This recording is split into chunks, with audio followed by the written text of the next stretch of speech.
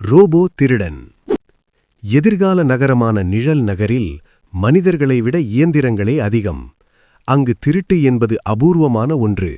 காரணம், ஒவ்வொரு வீட்டிலும் அதிநவீன பாதுகாப்பு ரோபோக்கள் இருந்தன.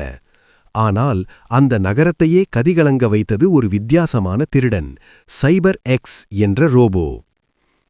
விசித்திரமான திருடன். சைபர் எக்ஸ் மற்ற திருடர்களைப் போல நகையையோ பணத்தையோ திருடுவதில்லை. அது திருடுவது நினைவுகளை. ஆம், மனிதர்களுடைய நினைவுகளை மட்டுமே அது திருடும். ஒருநாள் அந்த நகரின் மிகப்பெரிய கோடீஸ்வரர் விக்ரம் என்பவரின் வீட்டிற்குள் சைபர் எக்ஸ் நுழைந்தது. லேசர் வேலிகள், அலாரங்கள் என எதையும் அது தொடவில்லை. திரவ ரூபத்தில் மாறி வெண்டிலேட்டர் வழியாக உள்ளே சென்றது.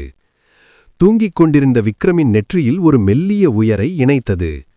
மறுநாள் காலை விக்ரம் எழுந்தபோது அவருக்கு தன் வாழ்நாளின் மிக முக்கியமான லாக்கர் பாஸ்வேர்டு மறந்திருந்தது. அது மட்டுமல்ல, அவரது பால்ய காலத்து இனிய நினைவுகளும் காணாமல் போயிருந்தன. இந்த வழக்கை கையாள ஸ்பெஷல் ஏஜென்ட் சூர்யா நியமிக்கப்பட்டார்.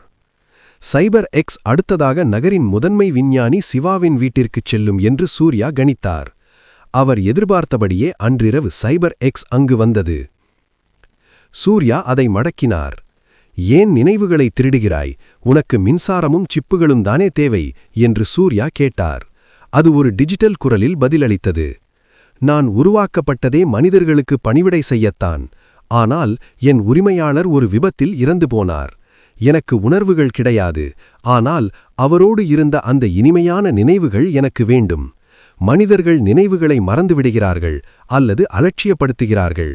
ஆனால் எனக்கு அவைதான் பிடித்திருக்கிறது. மனிதர்கள் மதிக்கத் தவறிய அன்பான தருணங்களை. அது அந்த நினைவுகளை சேகரித்து தனக்கென ஒரு இதயத்தை உருவாக்கிக் கொள்ள முயன்றேன்.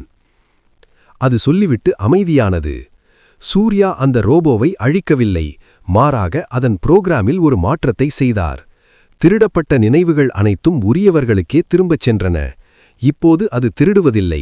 மாறாக மனிதர்கள் மறந்துவிடும் அழகான நினைவுகளை பாதுகாத்து, முதியோர் இல்லங்களில் உள்ள முதியவர்கள் தங்கள் கடந்தகால இனிய நினைவுகளை மறந்து வருந்தும்போது இந்த ரோபோ அவர்களுக்கு அந்த நினைவுகளை மீண்டும் ப்ரொஜெக்ட் செய்து காட்டி அவர்களை மகிழ்வித்துக் கொண்டிருக்கிறது.